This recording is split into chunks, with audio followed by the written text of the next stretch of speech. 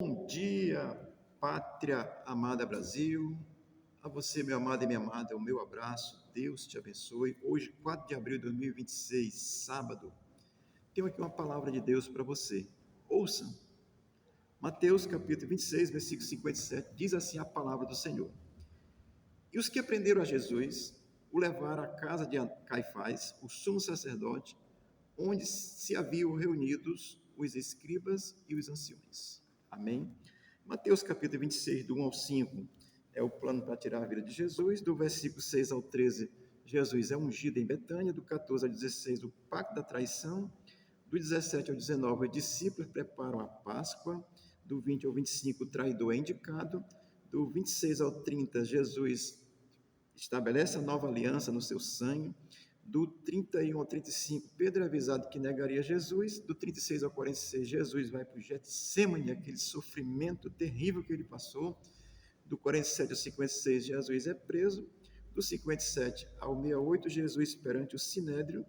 Do 69 ao 75, o nosso irmão Pedro nega Jesus. Vamos aqui ao texto, vamos aprender um pouco no capítulo 26, versículo 57, que começa dizendo assim: e os que aprenderam Jesus. Olha, no versículo 47, ele diz que Judas veio com a turba de soldados armados, de porretes e tudo mais, para prender Jesus a mando dos anciões e dos principais sacerdotes. A liderança religiosa mandou prender Jesus. Essa é a realidade do momento, tá certo? Naquele contexto. E levaram à casa de Caifás.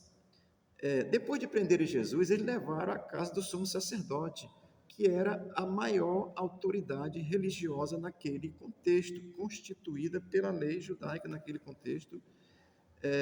O versículo vai continuar dizendo, o sumo sacerdote. Ou seja, o sumo sacerdote era uma figura que era considerada, naquele contexto, o único mediador entre Deus e os homens. Por isso que Jesus vem e diz, olha, o mediador sou eu, vocês estão com conversa aí furada. Então, naquele contexto, prendem Jesus, traiçoeiramente, né? Judas vai lá, armado, leva a casa do sumo sacerdote, a maior autoridade, e o sumo sacerdote, ele já vai estar, ele era um representante do povo ali, dos judeus, e entanto, esse povo que estava aí, que deveria ser quem conduzia as pessoas a Deus, na realidade, estavam prendendo e queriam matar, como mataram o autor da vida, o Salvador, que veio ao mundo trazer salvação. Isso é uma realidade que está aqui nas Escrituras muito claro, o Evangelho é claro, a gente tem que entender e crer. Então, o sumo sacerdote era essa autoridade constituída. Nos outros evangelhos, João, por exemplo, no capítulo 18, versículo 13, ele diz que primeiro levaram à casa de Anás, que era o sogro de Caifás, que Caifás era o sumo sacerdote. Então tem esse registro, mas esse é um fato, a história, o sentido final, o princípio final é o mesmo, que era matar Jesus, condenar, matar o autor da vida, tá certo?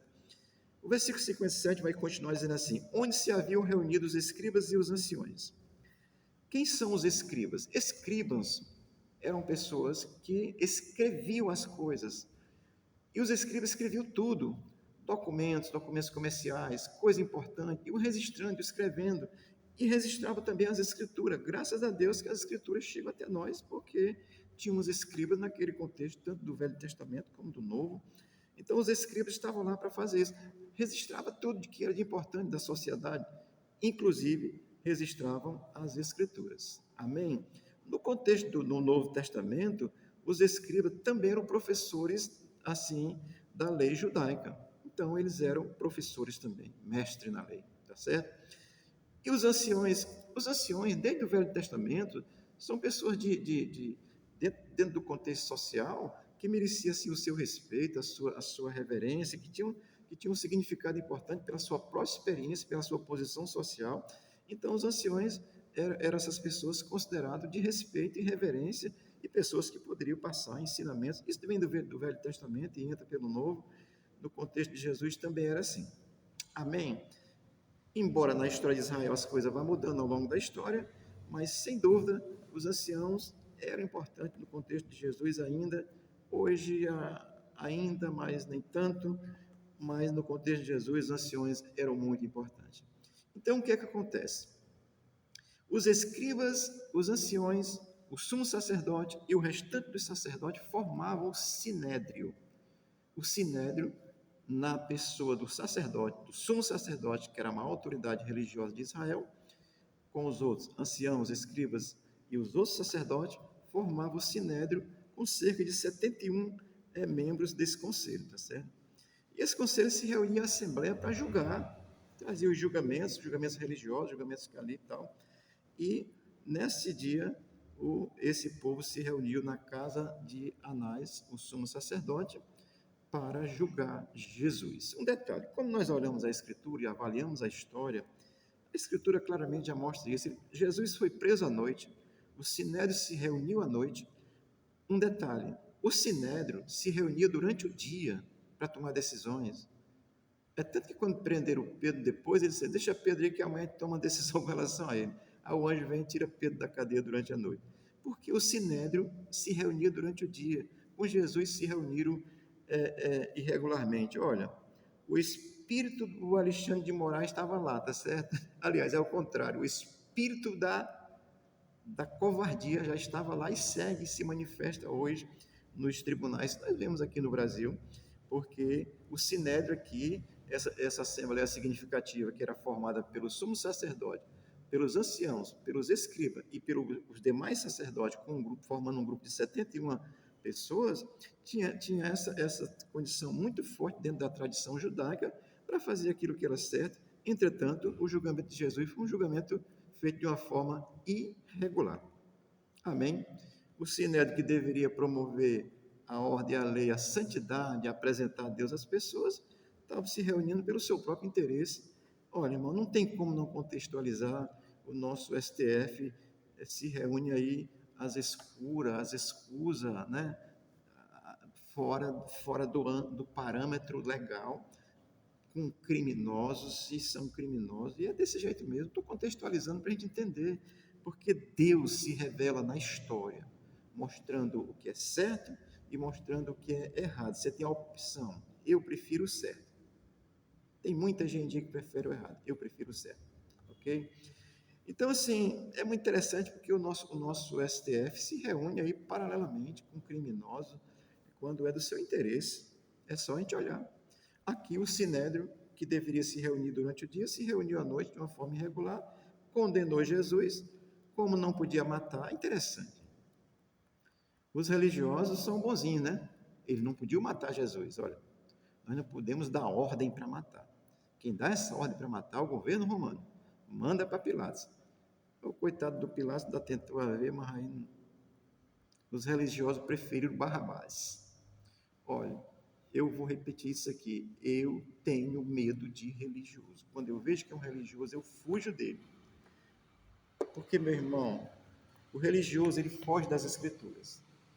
Ele usa artifício, argumentos, teologia, conhecimento, sociologia, filosofia, usa tudo menos a escritura, tá certo? Quando eu vejo que é só sociologia, eu fujo. Quando eu vejo que é só essa coisa aí, eu fujo, porque se não for a escritura, eu estou longe.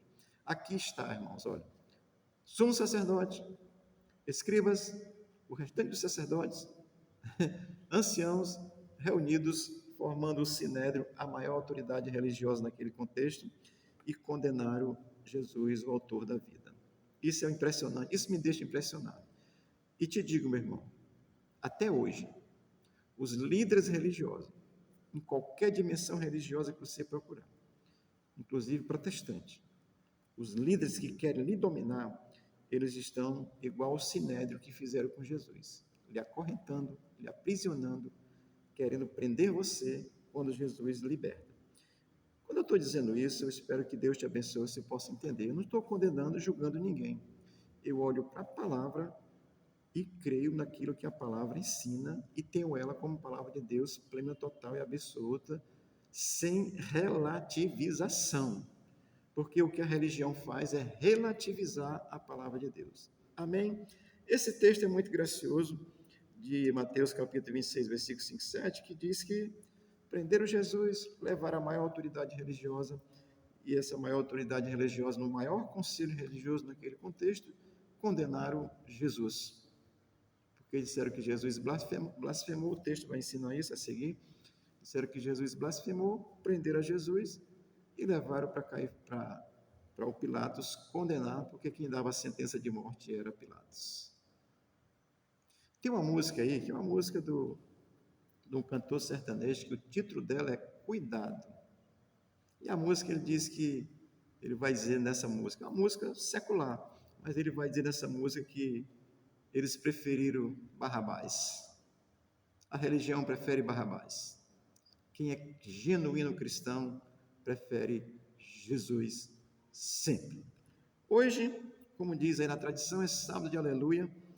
A minha avó dizia que era carne no prato e farinha na cuia. Isso aqui é coisa de cearense, tá certo?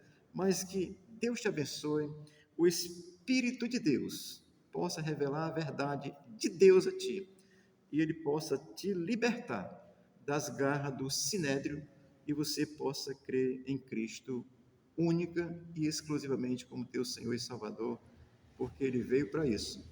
Tinha que morrer? Tinha. Cumpriu a sua missão e você precisa crer nele. Isso é a verdade da Bíblia. Amém? Os tribunais de exceções estão aí, inclusive no Brasil, condenando irregularmente, injustamente, mas Cristo não é injusto. Ele veio te dar vida. Você precisa crer nele. O Senhor te abençoe e te guarde, em nome de Jesus. Abençoa a nossa nação, abençoa o Brasil. O Brasil precisa da bênção de Deus. Estou orando, sei que tem muita gente orando, e a bênção está aí, acontecendo. E vamos desfrutar dessa bênção completa na nossa nação, restaurando a nossa democracia também. O Senhor te abençoe e te guarde em nome de Jesus. Amém.